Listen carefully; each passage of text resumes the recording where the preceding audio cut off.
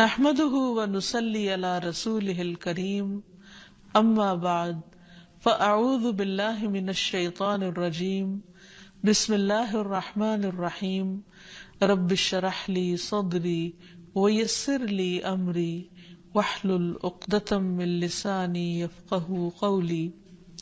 السلام علیکم ورحمۃ اللہ وبرکاتہ۔ ناظرین، پروگرام دعا کیجئے کے ساتھ آپ کی خدمت میں حاضر ہیں۔ آج ہم انشاءاللہ نظر بد اور حاسد کے شر سے بچنے کی دعائیں آپ کے ساتھ شیئر کریں گے۔ اللہ سبحانہ و تعالی ہم سب پر بہت ہی مہربان ہے۔ اس نے ہمیں پیدا کیا اور وہ جانتا ہے کہ ہمارے لیے کیا بہتر ہے اور کیا نہیں، اور اس کے لیے اس نے ہمارے لیے ایک بہترین دین بھیجا، اور صرف کتابی شکل میں نہیں بلکہ عملی شکل میں محمد صلی اللہ علیہ وسلم کی صورت میں، کہ انہوں نے ہر وہ چیز کر کے دکھائی، سکھائی، سمجھائی جو ہمارے لیے فائدہ مند ہے، اور اس سلسلے میں ہمیں بعض ان حقیقتوں کے بارے میں بتایا اور ان کی اصل حقیقت بتائی جو اس کے بغیر ہم جان ہی نہیں سکتے تھے۔ اور ان حقائق میں سے ایک حقیقت یہ ہے کہ انسان کی نظر بھی ایک اثر رکھتی ہے، اور پھر اس سے بچنے کے لیے کیا کیا جائے؟ کیا کوئی من گھڑت طریقے اختیار کر لیے جائیں، یا وہ جو خود نبی صلی اللہ علیہ وسلم نے سکھائے؟ کیونکہ اگر ہم وہ طریقے اختیار کریں گے جو رسول اللہ صلی اللہ علیہ وسلم نے خود اختیار کیے، یہ اختیار کرنے کا حکم دیا، تو اس میں ہمارے لیے بھلا ہی بھلا ہے، فائدہ ہی فائدہ ہے، کیونکہ وہ موسٹ اوتھینٹک چیزیں ہیں، موسٹ ایکوریٹ چیزیں ہیں، کیونکہ اس کا سورس وحی الہی ہے، اور باقی چیزیں انسانوں کا علم ہے۔ کہاں انسانوں کی عقل یا تجربات اور مشاہدات، اور کہاں اللہ رب العزت کی بھیجی ہوئی تعلیم۔ تو اس لیے اس سلسلے میں بھی ہم قرآن و سنت سے ہی رہنمائی حاصل کریں گے۔ اور پھر دعا کرتے وقت یاد رکھیے کہ سب سے پہلے اللہ سبحانہ و تعالیٰ کی حمد و ثنا، اللہ تعالیٰ کی حمد و ثنا میں نبی صلی اللہ علیہ وسلم کی وہ دعائے استفتاح جو صبح تہجد کے وقت آپ پڑھا کرتے تھے، بہت ہی خوبصورت ہے۔ اس میں بہت ہی عمدہ انداز سے آپ صلی اللہ علیہ وسلم اللہ تعالیٰ کی حمد بیان کرتے ہیں۔ الفاظ ہیں کچھ یوں: اللہم لک الحمد انت قیم السماوات والارض ومن فیہن، وَلَكَ الْحَمْدُ لَكَ مُلْكُ السَّمَاوَاتِ وَالْأَرْضِ وَمَنْ فِيهِنَّ، وَلَكَ الْحَمْدُ أَنْتَ نُورُ السَّمَاوَاتِ وَالْأَرْضِ، وَلَكَ الْحَمْدُ أَنْتَ الْحَقُّ وَوَعْدُكَ الْحَقُّ وَلِقَاؤُكَ حَقٌّ وَقَوْلُكَ حَقٌّ وَالْجَنَّةُ حَقٌّ وَالنَّارُ حَقٌّ وَالنَّبِيُّونَ حَقٌّ وَمُحَمَّدٌ صلی اللہ علیہ وسلم حق والساعة حق۔ اے اللہ، ہر طرح کی تعریف تیرے ہی لیے ہے، تو آسمان اور زمین اور ان میں رہنے والی تمام مخلوق کو قائم رکھنے والا ہے۔ ہم تمام کی تمام بس تیرے ہی لیے مناسب ہے۔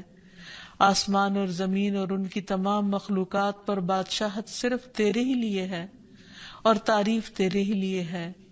تو آسمان و زمین کا نور ہے، اور تعریف تیرے ہی لیے ہے۔ تو حق ہے، تیرا وعدہ حق ہے، تیری ملاقات حق ہے، تیرا فرمان حق ہے، جنت حق ہے، دوزخ حق ہے، انبیاء حق ہیں، محمد صلی اللہ علیہ وسلم حق ہیں، اور قیامت کا ہونا برحق ہے۔ اور پھر اللہ تعالیٰ کی حمد و ثنا کے بعد درود شریف کا پڑھنا دعاؤں کی قبولیت کا ذریعہ بنتا ہے۔ تو اس لیے جب بھی اللہ تعالیٰ کو پکاریں، اللہ تعالیٰ سے قبولیت کا یقین رکھتے ہوئے اس کو پکاریں، اور خصوصاً زندگی میں پیش آنے والی ان مشکلات کو جن کا سبب معلوم ہو، اور ان مشکلات میں بھی جن کا ہمیں سبب معلوم نہیں، ان سب کو دور کرنے کے لیے اللہ تعالیٰ کی مدد لیں۔ جہاں تک نظر بد کی حقیقت کا تعلق ہے تو اس کے بارے میں نبی صلی اللہ علیہ وسلم نے ہمیں بتایا ہے۔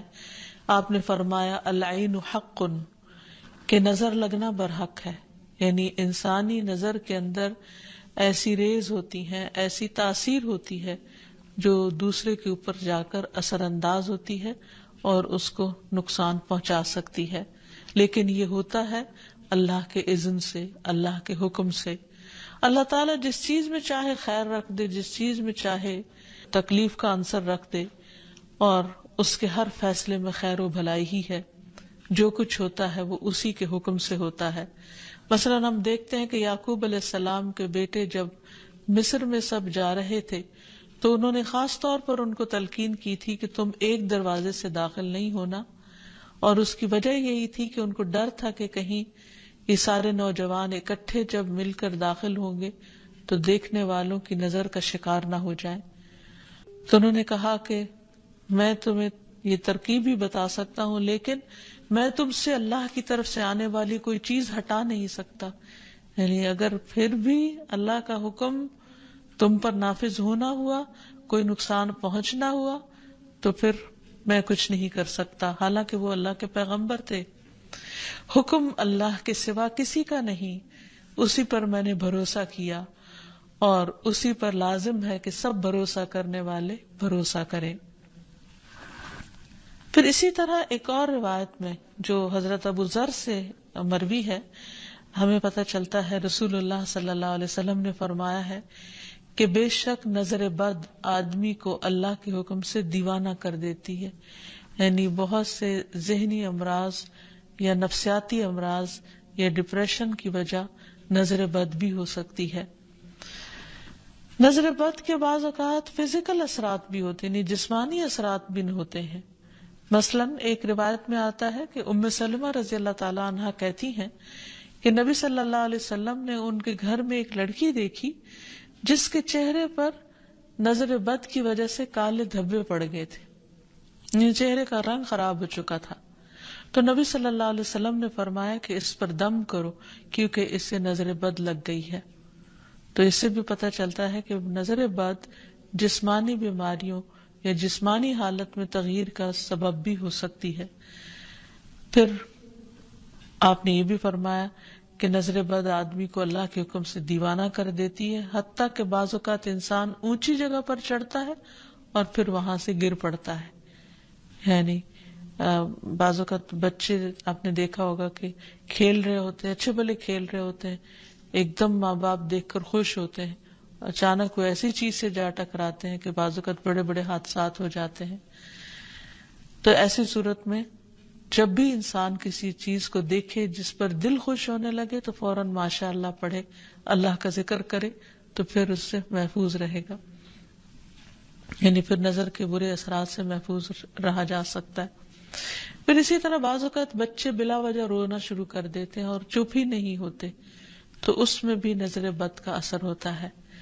حضرت عائشہ کہتی ہیں کہ ایک مرتبہ نبی صلی اللہ علیہ وسلم تشریف لائے تو ایک بچے کے رونے کی آواز سنی۔ آپ نے فرمایا کہ یہ بچہ کیوں رو رہا ہے؟ تم اس کی نظر کیوں نہیں اتارتے؟ یعنی اس پر ایسے اذکار پڑھے جائیں کہ جس کی وجہ سے اس کی یہ تکلیف دور ہو جائے۔ پھر اسی طرح بچوں کا کمزور ہونا، ان کی صحت درست نہ ہونا۔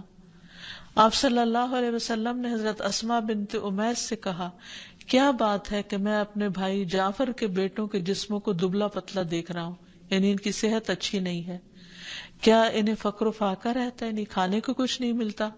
انہوں نے عرض کیا، نہیں، بلکہ انہیں بہت جلد نظر لگ جاتی ہے۔ آپ نے فرمایا انہیں دم کرو۔ انہوں نے آپ کے سامنے چند کلمات پیش کیے تو آپ نے فرمایا انہیں دم کرو، یعنی ان کلمات کے ساتھ دم کرو۔ وہ کلمات انشاءاللہ آگے بتائے جائیں گے۔ پھر اسی طرح بعض اوقات نظر بد کی وجہ سے جان بھی خطرے میں پڑ جاتی ہے یا انسان شدید بیمار ہو جاتا ہے، اور آپ صلی اللہ علیہ وسلم نے خصوصی طور پر ایک موقع پر جب ایک صحابی نے دوسرے کو دیکھا تو ان کی طبیعت خراب ہو گئی، تو آپ صلی اللہ علیہ وسلم نے خود ان کے سینے پر 3 دفعہ ہاتھ مارا اور یہ دعا پڑھی، اللہم اذھب عنہ حرہا وبردہا ووصبہا، اے اللہ اس کی گرمی اور سردی اور بیماری اور لاغری دور کر دے۔ پھر کھڑے ہوئے اور فرمایا، جب کسی کو اپنے بھائی کا وجود یا کوئی مال پسند آئے، یعنی کوئی چیز اٹریکٹ کرے، تو اس کے لیے برکت کی دعا کرے، کیونکہ نظر لگ جانا برحق ہے. تو اس حدیث سے بھی پتہ چلتا، اور یہ سلسلہ صحیح حدیث ہے، اور جن کو نظر لگی تھی وہ حضرت سہل تھے، اور یہ تفصیلی روایت ہمیں حدیث کی کتاب سے مل جاتی ہے. پھر اسی طرح نظر کی وجہ سے بعض اوقات موت تک واقع ہو جاتی ہے. آپ صلی اللہ علیہ وسلم نے فرمایا کہ اللہ کی قضاء و قدر کے بعد نظر بد ہی میری امت کے اکثر لوگوں کی موت کا سبب بن جاتی ہے. یعنی اچانک پھر کوئی ایسی بیماری آ جاتی کہ انسان کی زندگی کے خاتمے کا ذریعہ بن جاتی. ایک اور حدیث میں آتا ہے کہ نظر بد آدمی کو قبر میں اور اونٹ کو ہانڈی میں پہنچا دیتی. یعنی اونٹ تڑپنے لگتا ہے تو اس کو نحر کر دیا جاتا ہے اور پھر اس کا گوشت پکا کے کھا لیا جاتا ہے. اسی طرح آپ صلی اللہ علیہ وسلم نے یہ بھی فرمایا نظر کا لگ جانا برحق ہے اور یہ اوپر چڑھنے والے کو پھسلا دیتی ہے. یعنی بعض اوقات انسان کا کام ہو رہا ہوتا ہے اور اس میں خلل پیدا ہو جاتا ہے. تو اس لیے ہمیں نظر بد سے بچنے کے طریقے معلوم ہونے چاہیے اور صحیح طریقے معلوم ہونے چاہیے. سب سے پہلی چیز یہ کہ انسان اللہ کی پناہ مانگے، اللہ تعالیٰ سے حفاظت طلب کرے. رسول اللہ صلی اللہ علیہ وسلم نے فرمایا اللہ تعالیٰ سے نظر لگنے سے پناہ مانگو کیونکہ نظر کا لگ جانا برحق ہے. یعنی اللہ کے سوا کون ہو سکتا ہے جو انسان کو اپنی حفاظت دے. پھر اسی طرح جس کی نعمت دیکھی جائے اسے ہمیشہ برکت کی دعا دی جائے، مبارک دی جائے تاکہ وہ شر سے محفوظ رہے. رسول اللہ صلی اللہ علیہ وسلم نے فرمایا جب تم میں سے کوئی اپنے بھائی یا اس کی ذات یا مال میں کوئی ایسی چیز دیکھے جو اسے پسند آئے تو اسے چاہیے کہ وہ اسے برکت کی دعا دے کیونکہ نظر کا لگ جانا برحق ہے. پھر اسی طرح یہ ہے کہ انسان دم کرے. حضرت انس کہتے ہیں کہ رسول اللہ صلی اللہ علیہ وسلم نے نظر بد، ڈنک اور نملہ کی بیماری کے لیے دم کی اجازت دی ہے. نملہ کی بیماری میں پسلی دانوں سے بھر جاتی ہے. پھر حضرت عائشہ فرماتی ہے کہ رسول اللہ صلی اللہ علیہ وسلم نے مجھے حکم دیا کہ نظر بد لگ جانے پر دم کیا جائے. پھر اسی طرح بخار، پہلو کے پھوڑے اور نظر بد میں دم کی اجازت دی گئی ہے. خصوصی طور پر چھوٹے بچوں کو دم کرتے رہنا چاہیے، اور جتنی بھی مائیں ہیں وہ ان کی تعلیم و تربیت کے حصے میں یہ بات شامل ہونی چاہیے کہ وہ چھوٹے بچوں کو صبح و شام کی دعائیں پڑھ کر یا اللہ تعالیٰ کا ذکر کر کے دم کرتی رہیں، خصوصاً نظر بد کی دعا. حضرت اسماء کہتی ہے کہ ایک مرتبہ انہوں نے عرض کیا یا رسول اللہ صلی اللہ علیہ وسلم جعفر کے بچوں کو نظر لگ جاتی ہے، کیا میں ان پہ دم کر سکتی ہوں؟ تو آپ نے فرمایا ہاں، اگر کوئی چیز تقدیر سے سبقت لے جا سکتی تو وہ نظر بد ہوتی. یعنی اتنے اس کے اثرات ہوتے ہیں. پھر اسی طرح نظر بد کے علاج میں یہ بات بھی بہت مفید ہے جو نبی صلی اللہ علیہ وسلم کی سنت سے ثابت ہے کہ نظر لگانے والے کے وضو کے بچے ہوئے پانی سے اس کو غسل کرایا جائے، یعنی جس کو نظر لگی ہو.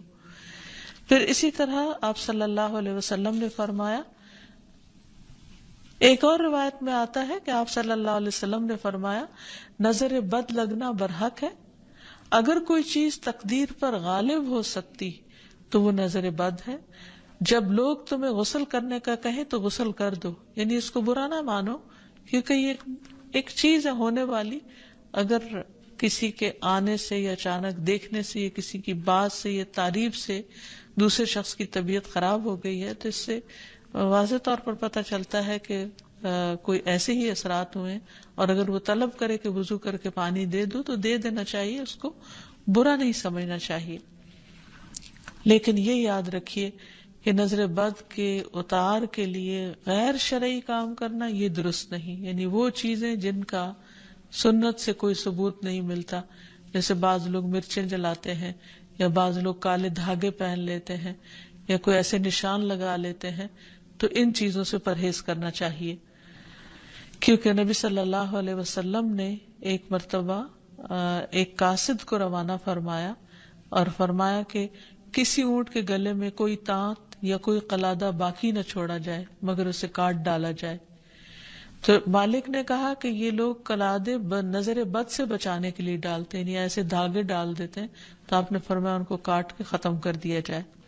پھر اسی طرح شرکیہ دم نہیں کرنے چاہیے جس میں اللہ سبحانہ و تعالیٰ کے علاوہ کسی اور کو پکارا گیا ہو یا ان کا نام لیا گیا ہو۔